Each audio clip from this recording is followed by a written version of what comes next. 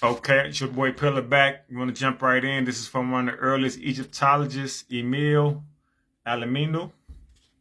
He has a book. It's in French. Excuse me as I try to pronounce it. Prologue hominide et l'étude de la religion égyptienne, written in 1916. So we know King Tut. They just had an anniversary. King Tut tomb is not even found yet, right? This is part 2, page 124 in this book. Go get that book right there. And you can see this is an ancient Kemetic statue, like somebody in the hood. And he says, this is one of the earliest Egyptologists. He says, from very Egyptian legends, I have been able to conclude that the population settled in the Nile Valley were Africans.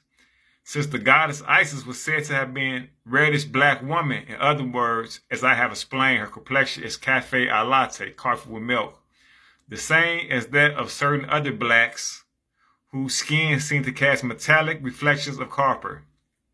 Okay, so let's translate that real quick. He's saying, from very Egyptian legends, I have been able to conclude the population settled in the Nile Valley were Africans. So he's saying from various legends, he's saying he concluded, oh, these got to be African people. So when you hear people saying Kevin Hart, oh, he's still in culture, here you have one of the earliest Egyptologists that says, no, these people are African.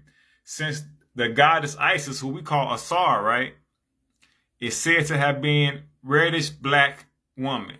So that's like a copper, like my skin, right? You can't see it, but I'm like a brownish color, right? In other words, as I have explained, her complexion is coffee with milk, the same as that of certain other blacks whose skin seemed to cast metallic reflections of copper. And so I said again, he said the same as certain of other blacks whose skin seemed to cast metallic reflections of copper. This is 1916 when he says, from various Egyptian legends, I have been able to conclude the population settled in the Nile Valley were Africans, right?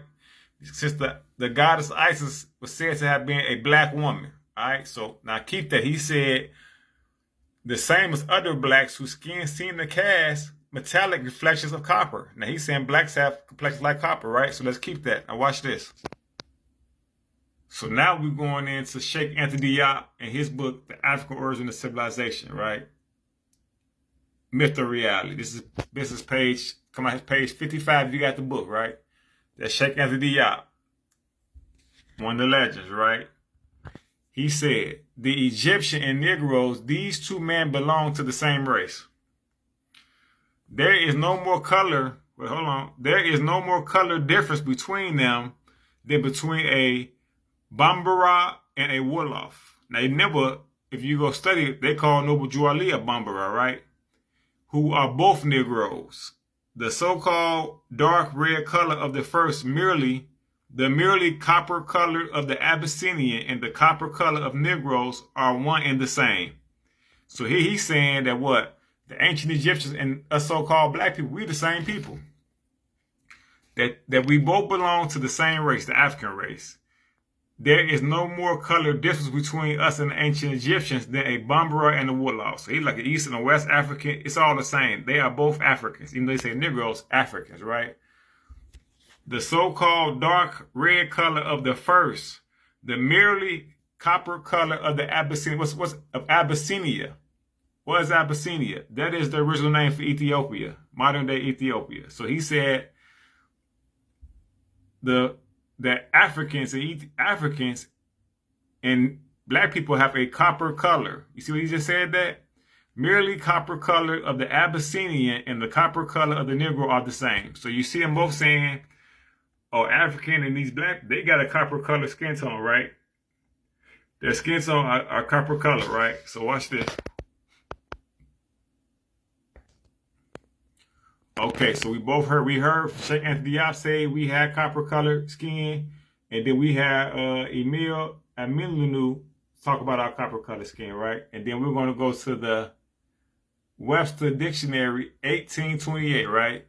You can see that up here. You can Google it. Webster Dictionary 1828, right? And it says an American, right? American, right? You see, it's an American adjective pertaining to America. American. See, I got split up, right? How I say I can't, right? It says a noun. A native of America originally applied to the Aboriginals or copper-colored races found here by the Europeans, now applied to the descendants of Europeans born in America. Let me read that again, because what did Cheik Anta Diop and Emil say? They said these black people have a copper-colored complexion. And so when they defined the definition of American in the 1828 Webster Dictionary, it defines American as, you see it has the word separated, right? It says noun, a native of America, originally applied to the Aboriginals or the copper-colored races found here by the Europeans, now applied to the descendants of Europeans born in America. Now, did you peep that? They went from first, who was the first American? Now, when they found us, they so-called found us here, now it's applied to their descendants of America. And you called a black American, and they called American. All right, so watch this. Let's go back. So what the dude said in 1916, right? Emil said what? Blacks, the same complexion as other blacks whose skin seemed to cast metallic reflections of copper. Goddess said to have been reddish black woman. Huh? Cheik Anta Diop, the Egyptian and the Negro. These two men belong to the same race. Like the Wolof and Bambara. The dark red color of the first, the merely copper color of the Abyssinian, the Ethiopian, the African, and the copper color of the Negro are one and the same. So let's go back to the West, right? Now that's Cheik Anta Diop, the African origin of civilization. In the Webster Dictionary, we say what? A native of America, originally applied to the Aboriginals or copper-colored races found here by the Europeans. Now applied to the descendants of Europeans born in America. So they didn't just take the whole name. But you can clearly see what happened there, right? And so I just wanted to hit y'all with a little ether, man. Keep studying, study yourself, love yourself. And we're going to keep on building. But you can clearly see, you can Google it. Webster Dictionary, 1828 at the top. You see it? And you can see copper colored for American, copper colored American. Egyptians, African race, the same as that of certain other blacks whose skin seems to cast metallic reflections of copper. The so-called dark red color of the first merely copper color of the Abyssinian and the copper color of the Negro are one and the same. So as I tell you, we was all over the planet, and they know that. That's why they have to control your school, so they can take that from you, because it's like real estate. You become the debtor, they became the creditor. Because why? You have still allowed them to miseducate you. I just showed you how they all know, right? So it's your boy Pillar. I love y'all, man. Keep studying, and also study your indigenous rights and proclaim your nationality. I just showed you. You saw it here.